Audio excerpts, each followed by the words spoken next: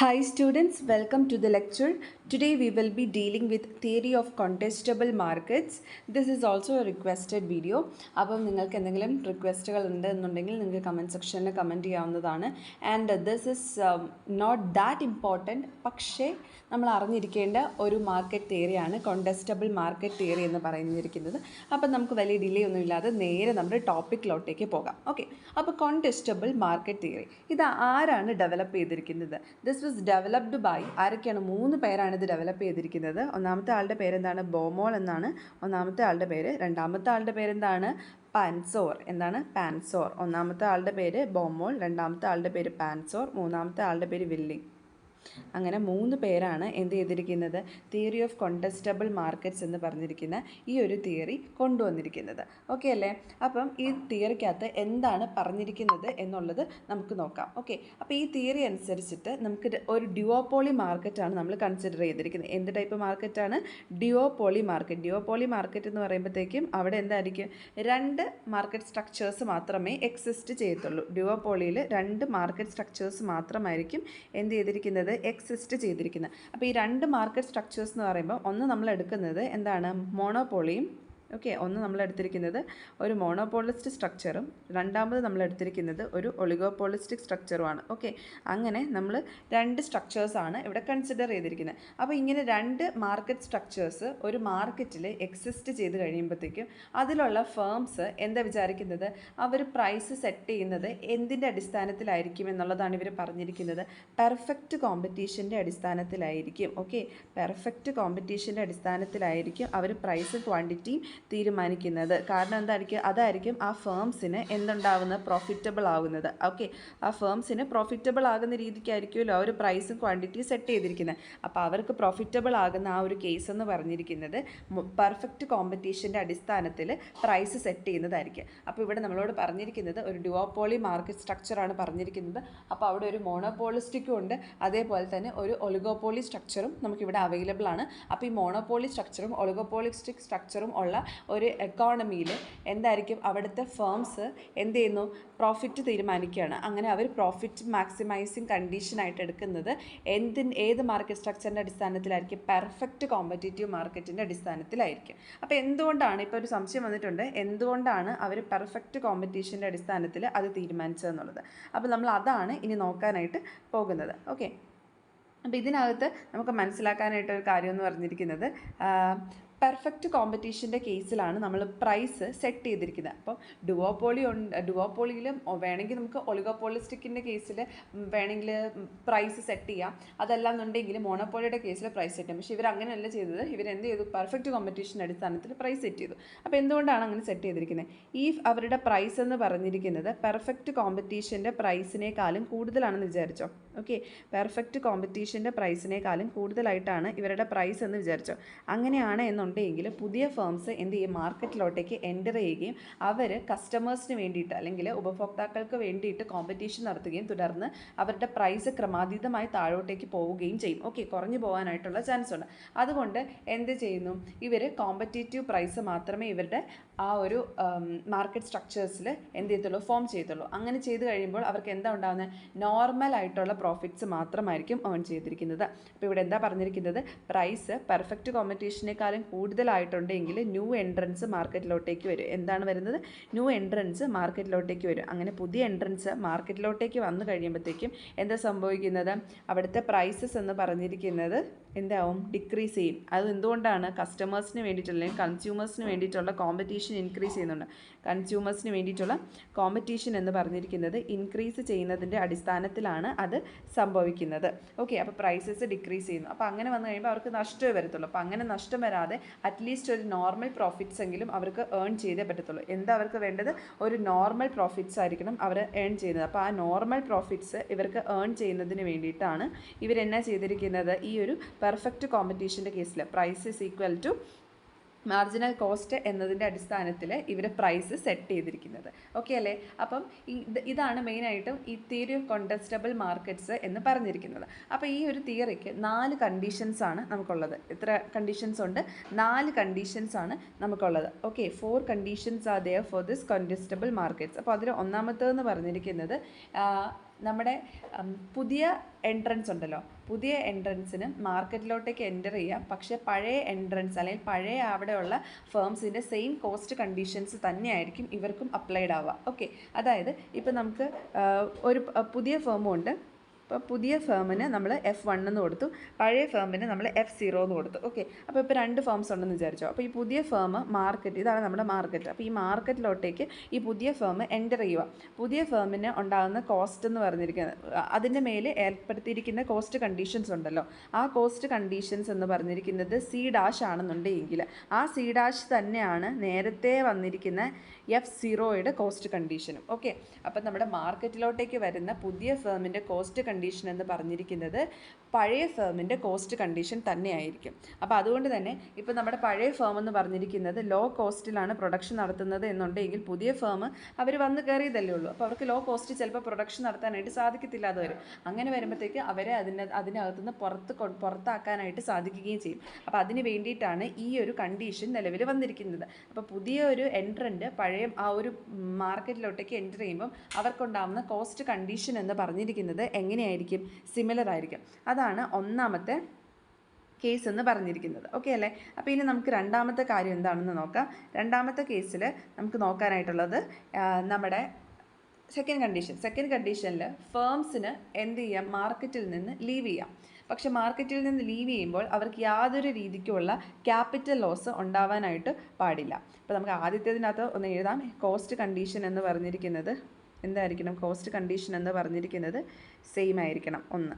രണ്ടാമത്തേതെന്ന് പറഞ്ഞിരിക്കുന്നത്, രണ്ടാമത്തെ കണ്ടീഷൻ എന്ന് പറഞ്ഞിരിക്കുന്നത് ഫേംസിന് മാർക്കറ്റിൽ നിന്ന് ലീവ് ചെയ്യാം. ഫേംസിന് മാർക്കറ്റിൽ നിന്ന് എന്ത് ചെയ്യാനായിട്ട് സാധിക്കും? ലീവ് ചെയ്യാനായിട്ട് സാധിക്കും. മാർക്കറ്റിൽ നിന്ന് ലീവ് ചെയ്യാനായിട്ട് സാധിക്കും. പക്ഷേ എന്താണ്, ഇവർ ലീവ് ചെയ്യുന്നതിനൊന്നും കുഴപ്പമില്ല. മാർക്കറ്റിൽ ക്യാപിറ്റൽ ലോസ് അവർക്ക് ഉണ്ടാവാനായിട്ട് പാടില്ല. ഓക്കെ, ക്യാപിറ്റൽ ലോസ് എന്ന് പറഞ്ഞിരിക്കുന്നത് ഷുഡ് നോട്ട് ബി ദെയർ. അതാണ് രണ്ടാമത്തെ കണ്ടീഷൻ. ഓക്കെ, അതാണ് രണ്ടാമത്തെ കണ്ടീഷനായിട്ട് നമുക്ക് പറയാനായിട്ടുള്ളത്.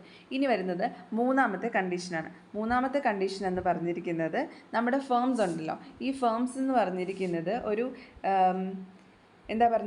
ഒരു ഹിറ്റ് ആൻഡ് റൺ ടാക്ടിക്സ് ഉപയോഗിക്കാനായിട്ട് കപ്പാസിറ്റി ഉള്ളവരായിരിക്കണം. അതായത് എൻട്രി എന്ന് പറഞ്ഞിരിക്കുന്നതും അതേപോലെ തന്നെ എക്സിറ്റ് എന്ന് പറഞ്ഞിരിക്കുന്നതും എന്തായിരിക്കണം? ഫ്രീ ആയിരിക്കണം. അതേപോലെ തന്നെ കോസ്റ്റ്ലെസ്സും ആയിരിക്കണം. അതാണ് മൂന്നാമത്തെ ഇവരുടെ കണ്ടീഷൻ എന്ന് പറഞ്ഞിരിക്കുന്നത്. ഇനി നാലാമത്തെ കണ്ടീഷൻ എന്ന് പറഞ്ഞിരിക്കുന്നത് പുതിയതായിട്ട് എൻ്റർ ചെയ്തിരിക്കുന്ന ആ ഫേംസ് ഉണ്ടല്ലോ, അവർക്ക് എന്തിൻ്റെയൊക്കെ ടേംസിൽ, നമ്മുടെ ഫേംസിന് പ്രൊഡക്ഷൻ്റെ ടേംസിൽ, ടെക്നോളജിയുടെ ടേംസിൽ, ക്വാളിറ്റിയുടെ ടേംസിൽ യാതൊരു രീതിക്കുള്ള ഡിസഡ്വാൻറ്റേജ് ഉണ്ടാവാനായിട്ട് പാടില്ല. ഓക്കെ, പുതിയ എൻട്രൻസിൽ അല്ലെങ്കിൽ എന്താണ് പൊട്ടൻഷ്യൽ ആയിട്ടുള്ള എൻട്രൻസിന് എന്തൊക്കെ ക്വാളിറ്റീസ് ആണുള്ളത്? പൊട്ടൻഷ്യൽ എൻട്രൻസിന് കുറച്ച് ക്വാളിറ്റീസ് നമ്മൾ അസ്യൂം ചെയ്തിട്ടുണ്ട്. എന്താണ് അതിനൊരു ആ മൂന്ന് കാര്യങ്ങളിൽ ഒരു രീതിക്കുമുള്ള ഡിസഡ്വാൻറ്റേജ് ഇവർക്ക് ഉണ്ടാവാനായിട്ട് പാടില്ല. അത് ഏതൊക്കെ കാര്യങ്ങളിലാണ്?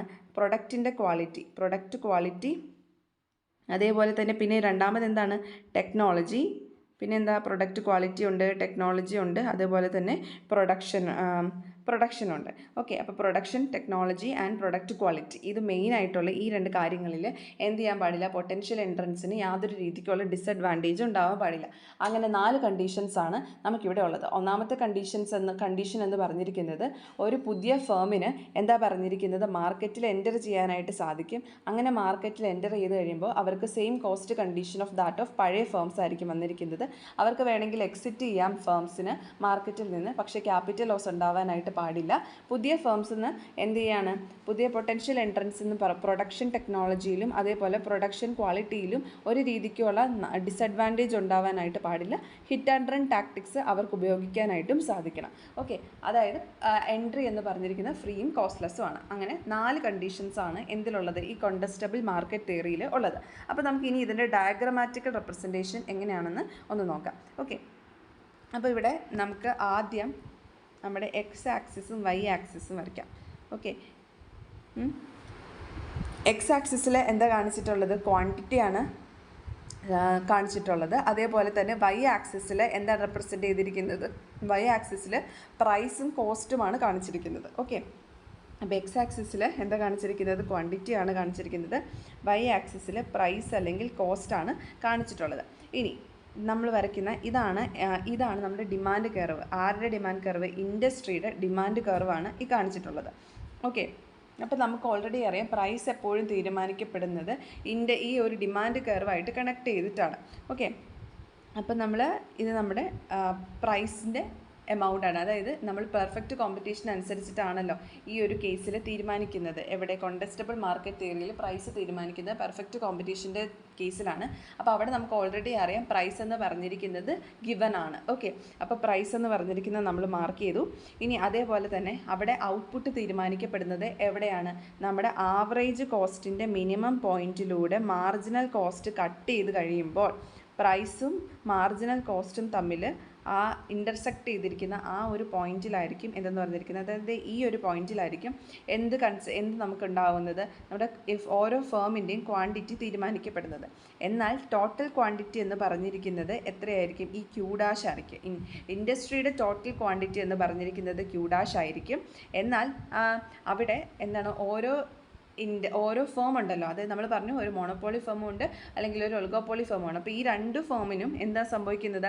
അവരുടെ ക്വാണ്ടിറ്റി തീരുമാനിക്കുന്നത് പെർഫെക്റ്റ് കോമ്പറ്റീഷൻ്റെ അടിസ്ഥാനത്തിലായതുകൊണ്ട് ക്യൂ എന്ന് പറഞ്ഞിരിക്കുന്ന പൊസിഷനിലായിരിക്കും ഇവർ ഈ ഒരു ക്വാണ്ടിറ്റി തീരുമാനിക്കുന്നത്. അതുമാത്രമല്ല പ്രൈസ് എന്ന് പറഞ്ഞിരിക്കുന്നത് പി ആയിരിക്കും ചാർജ് ചെയ്യുന്നത്.